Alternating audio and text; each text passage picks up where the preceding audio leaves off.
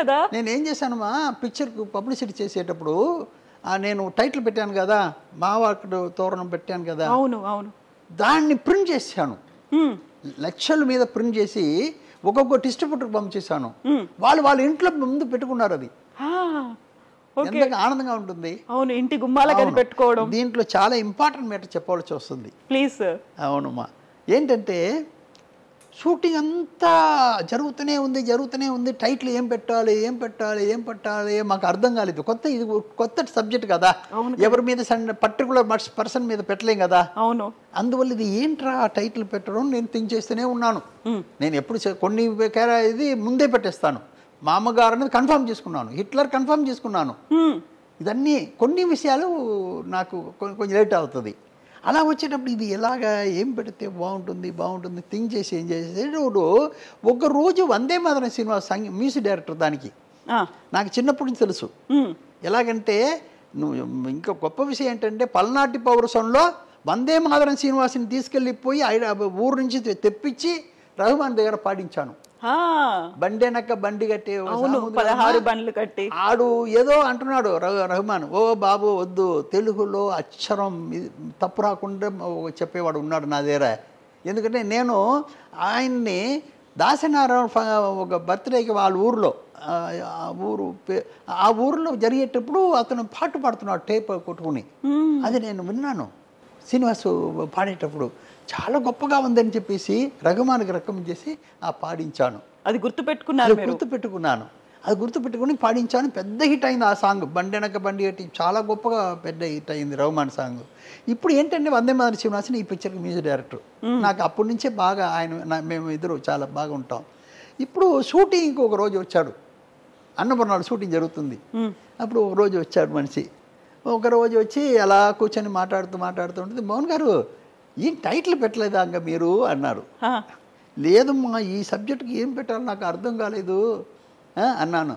అదే మోహన్ గారు, పూజ రోజున వచ్చాను కదా, అప్పుడు రోజా ఫస్ట్ షాట్ తీశారు కదా మీరు, అందులో ఫస్ట్ డైలాగ్ ఏంటో తెలుసా? అదేనమ్మా చెప్పు. అవును కదా అన్నాను. అవును, క్షేమంగా వెళ్ళి లాభంగా రండి అంటుంది. దీనికంటే గొప్ప టైటిల్ ఏముందండి? అదే నిజం కదా. అరే పోయావయ్యా, చాలా గొప్ప టైటిల్ కదా, చెప్పడమే ఒక ఆనందం ఉంటుంది. మీరు ఏంటి చాలా సంతోషం వందే మాతరం నీకు అని చెప్పి ఆ టైటిల్ అప్పుడు ఆ రోజు మనవాడు వందే మాతరం శ్రీనివాసు ఆ రోజు గుర్తు చేశాడు కాబట్టి ఆ టైటిల్ పెట్టానమ్మా. ఎందుకంటే ఆ రోజు పూజ రోజు ఆయనకి గుర్తు ఉంది చూడండి, ఆ డైలాగ్ మంచి డైలాగ్, స్టార్టింగే మంచి డైలాగ్ పెడుతున్నారు అవును అని చెప్తున్నది ఉంది కదమ్మా, అందువల్ల ఆ టైటిల్ పెట్టాను. అందులో ఒక శుభ సూచకం ఉంది, ఒక సెంటిమెంట్ అనేది ఉంది, ప్రతిదీ అందులో కనిపిస్తూ ఉంటాయి. ప్రతి ఒక్కరు కూడా కోరుకునేది అదే కదా. అదేనమ్మా, అందరూ క్షేమంగా ఉండాలని కదా కోరుకుంటాం. ఎవరు చెడిపోవాలి, మంచి వాళ్ళు చెప్తున్నాను నేను, చెడ్డ వాళ్ళ గురించి చెప్పట్లేదు. ఒక పాజిటివ్ గా ఆలోచించాలి అనుకుంటే ఒక క్షేమము లాభము అనేదే కదా కోరుకునేది. అది పబ్లిసిటీ అంతా చాలా బాగా చేశాను, సాంగ్ చాలా బాగా వచ్చింది, అందరికీ నచ్చింది. నచ్చని వారే ఉండరు అనమాట. కోవై సరళ బ్రహ్మానందం క్యారెక్టరు కాంబినేషన్ అదో చాలా గొప్ప కాంబినేషన్. అది బ్రహ్మానందం గారు చాలా బాగా చేశారు. నేను ఆయన మీదే నేను మొత్తం నా ఇదంతా పెట్టుకున్నాను, బలమంతా పెట్టుకున్నాను. నేను డబ్బు ఎక్కడి నుంచి వచ్చిందని నన్ను అడుగుతున్నావా? మేము సంపాదించి పడేస్తే కుక్క బిస్కెట్లు అందుకున్నట్టు లెక్క అందుకోవాలి. ఈయన మాత్రం పర్ఫెక్ట్ చేసి మీద అన్ని బ్రహ్మాండంగా వస్తుందని అనుకున్నాను. ఆయన దగ్గర చాలాసారి చెప్పి ఆయన్ని ఆ రూట్కి తీసుకొచ్చి మళ్ళీ చెప్పేటప్పుడు ఆ విశ్వరూపం తీసుకొచ్చింది. అది వాళ్ళిద్దరు క్యారెక్టర్. అవును, అది ఒక రకంగా మల్టీ స్టారర్ మూవీ. నేను కోవేశ్వర్లాగా చెప్పాను నేను, చూసుకో మన వాడు లేస్తాడు మనిషి, బ్రహ్మానందం మనసు పెడితే నువ్వు ఎక్కడ ఉంటావో తెలియదు అన్న. అన్న వదలన్నా, ఆయన ఎంత లేస్తాడో నేను కూడా అంత లేసేస్తానండి. అదే ఆ పిక్చర్ పెద్ద హిట్ అయింది. ఎక్కడ హెసిటేషన్ లేకుండా కోవై సరళ చేసినటువంటి యాక్టింగ్ కూడా అందరూ బాగా చేశారు. వీళ్ళిద్దరు బాగా తెలుస్తారు, వీళ్ళ సీన్ లో కామెడీ బాగా ఉంటుంది, బాగా కనెక్ట్ అవుతారు కూడా. అవును, అది సార్ ఇదేనా సినిమా వాళ్ళు ఒక మాట అంటుంటారు, పబ్లిక్ పల్స్ పట్టుకోవాలి అనేది. ఇలాగైనా పట్టుకోవడం? పబ్లిక్ పట్టుకుని వీళ్ళు మొదట దిగితే తెలుసుకోవాలి కదా. వీళ్ళు ఏసీ రూమ్లో కూర్చొని చేసుకుంటే బాగుండదు. పల్స్ దొరకదు. వీళ్ళు ఏ సినిమాలు చూసుకుంటే బల్బు చూసుకుంటే బాగుంటుంది అనుకున్నాం కాదు. అన్నీ చూడాలి, అన్నీ ఎలాగా ఏంటి, ఎక్కడ వెళ్ళినా అదేంటి అదేంటి అని మనం తెలుసుకోవాలి ఒక్కొక్కటి. అప్పుడే మన దగ్గర అవి అన్నీ కరెక్ట్గా వస్తుంది. అప్పుడు ఈ క్యారెక్టర్ ఈ సబ్జెక్టు ఆడియన్స్ దగ్గర వెళ్తుంది, ఈ మ్యాటర్ వాళ్ళకు బాగా నచ్చుతుంది అనేది మెయిన్. తర్వాత దాన్ని చెప్పే విధం ఒకటి ఉంది. అవును, అందరూ నన్ను చెప్తుంటారు మా రీమేక్ సబ్జెక్ట్ చేస్తున్నా అని చెప్తుంటారు. నేను రీమేక్ మ్యాటర్ తీసుకుంటాను తర్వాత దాని మీద 3 మాసాలు కూర్చొని కొత్త స్క్రిప్ట్ తీసుకొస్తాను నేను. అవును, అది నాకున్న బలం. నాకున్న బలం ఏంటి, మళ్ళీ ఏంటమ్మా ఒక మ్యాటర్ ఏంటి నేను చెప్పేది ఏంటంటే, ఇప్పుడు మన ఇద్దరు హోటల్కి వెళ్తున్నాం అనుకోమ్మా. అవును సార్. హోటల్కి ఎందుకు వెళ్తాం? తినడానికి వెళ్తున్నాం కదా. ఎదురు కూర్చున్నాం ఉంటే నేను మన వెళ్ళి కూర్చున్న వెంటనే నేను అడుగుతున్నది నిన్ను, ఏం తింటావమ్మా అని.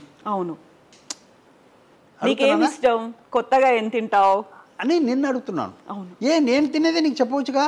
అవును కదా, నేనేం తిన్నానని చెప్పవచ్చుగా. మన ఇద్దరు లోపల డిఫరెన్స్ ఉంది. నీకేదో టేస్ట్ ఉంది, నాకు వేరే టేస్ట్ ఉంది. అలాగే లాంగ్వేజ్కి లాంగ్వేజ్ టేస్ట్ మారుతుంది. అవును, జనాలకి జనం ఏ క్యారెక్టర్ మారుతుంది. హైదరాబాద్లో సూపర్ హిట్ అండి, విజయవాడ కొంచెం తక్కువ ఉందని అంటారు. అర్థమైందమ్మా? అవును. వైజాగ్లో బాగుందండి, కృష్ణా డిస్ట్రిక్ట్లో కొంచెం, నెల్లూరులో కొంచెం తక్కువ ఉందండి అంటారు. వీడిని కవర్ చేయాలి, వాడిని కవర్ చేయాలి. ఆ లెక్కలన్నీ మనం కరెక్ట్గా తెలుసుకుని ఈ జాబ్లో దిగాలి. ఏదో డబ్బు ఉందని పిక్చర్ తీయడం తప్పు, అది చాలా తప్పు అన్నమాట.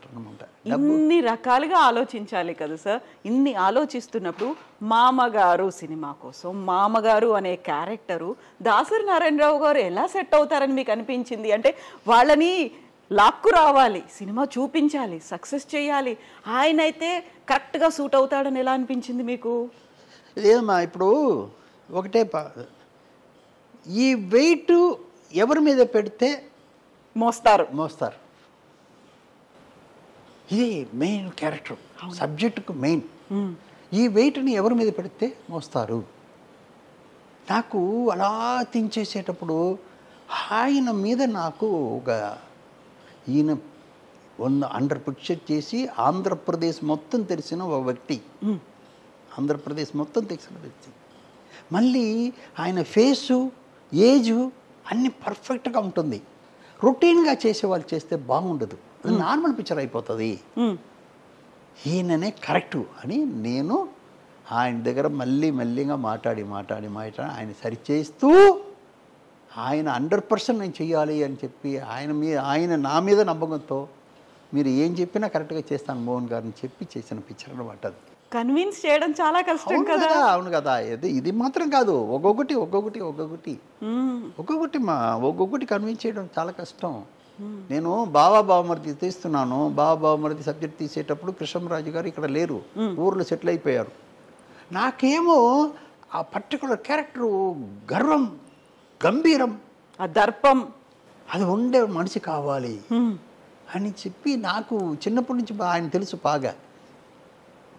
ఆయన ఉంటే ఎత్తు ఇది అని ఉంటుంది అని చెప్పి ఆయన ఫోన్ చేసి కన్ఫర్మ్ చేశాను. ఏం సార్ అన్నారు ఆయన కూడా. నేను ఇక్కడ ఊర్లో వచ్చా, సార్ మీరు రండి చేద్దాం అని చెప్పి ఆయన తీసుకొచ్చి చేశాను.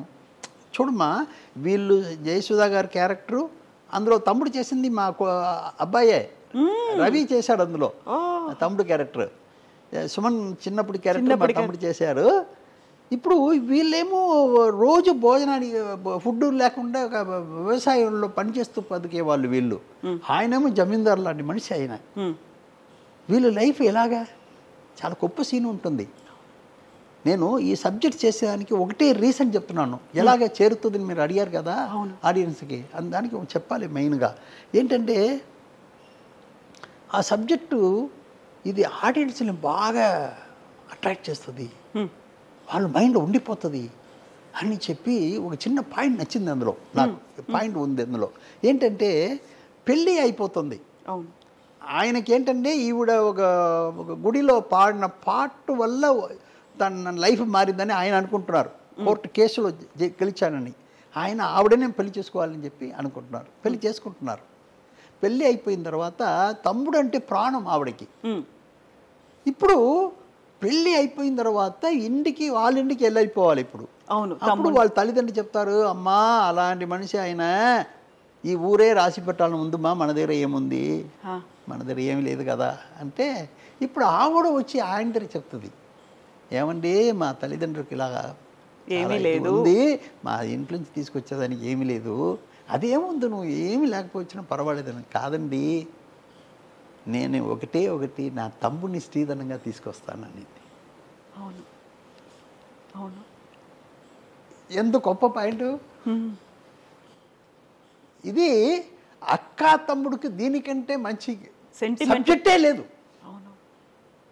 అందరూ ఇంటికి లోపల వచ్చాడు, పెళ్లి చేసుకుని లోపల వచ్చాడు, హస్బెండ్ వైఫ్ కదా కాలు పెట్టి తీస్తారు, నేను అక్క తమ్ముడు కాలు పెట్టి తీశాను. ఈ ఇంటికి వాళ్ళిద్దరు కొత్తగా వస్తున్నారు, ఇలాంటి అక్కని తమ్ముడు ఎలా చూసుకుంటాడు?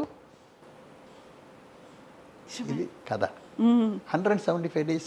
అవును, ఇందులో ఒక సీన్ తీశాను. 14 reels 15 reelsకు ఒక సీన్లోనే అక్క తమ్ముడు మెసేజ్ చెప్పాలనుకుని 14 reelsకి ఒక సీన్లోనే చెప్పాలి, అప్పుడప్పుడు చెప్తూ ఉంటే అసింగం అయిపోతుంది అని చెప్పి ఒక సీన్ చేశాను. ఏంటంటే వాడికి డ్రెస్ ఉండదు, పైన షర్టు ఉండదు, ఓన్లీ డ్రాయర్ మాత్రమే ఉంటుంది. ఇప్పుడు మా అమ్మ నాన్నకి భోజనం తీసుకొస్తారు, భోజనం పెట్టేటప్పుడు వాళ్ళు పొలాల్లో పనిచేస్తుంటారు, వాళ్ళకు భోజనం పెట్టేటప్పుడు అమ్మా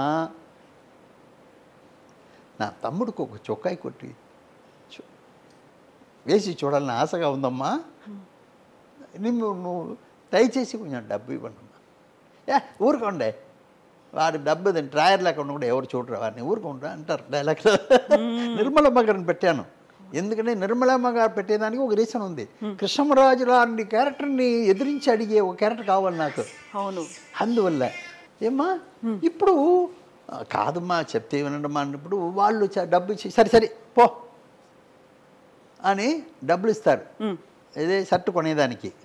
ఇప్పుడు తీసుకొచ్చి డబ్బు తీసుకొచ్చి ఆ టైలర్ రంగంలో క్లాత్ తీసి, ఏమండి నా తమ్ముడు మొదటి చొక్కా అయిపోతున్నాడని మీరు దయచేసి కుట్టి పంపించండి అంటే కొలత తీసుకుంటారు.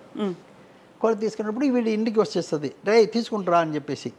ఒక సాయంత్రం పూట ఆ తల్లిదండ్రులు వస్తుంటారు, ఏంటే లోపల బయట నిల్చున్నామంటే లేదు తమ్ముడు చొక్కా వేసిన తర్వాత నేను వస్తానమ్మా. సరే ఎప్పుడు వస్తాడు కదా లోపల రావచ్చు కదా అంటారు వాళ్ళు ఎదురు. ఇప్పుడు వాడు పరిగెత్తి ఆ షర్టు బ్యాగ్తో వస్తాడు, మనం విలేజ్లో ఉన్నట్టు ఒక పేపర్లో మడత చుట్టూ వస్తాడు. వచ్చి త్వరగా వచ్చి ఏంట్రా కొట్టేశానుక, సరే వేసి చూస్తామని చూస్తే అది జాకెట్. ఎంత బాగుంటుంది. ఏంట్రా అంటే వాడు చెప్తాడు, అది కాదుక నాకు కొలత తీసేటప్పుడు నీ వెనక చినిగిపోయింది కదా జాకెట్, నాకంటే నీకు ఎక్కువ కదా కావాల్సింది కదా, దీనికంటే పిక్చర్ హిట్కి ఎదురా కావాలా, అంతే కదా. ఒక అక్క తమ్ముడుకు దీనికంటే మంచి పిక్చర్ లేదు.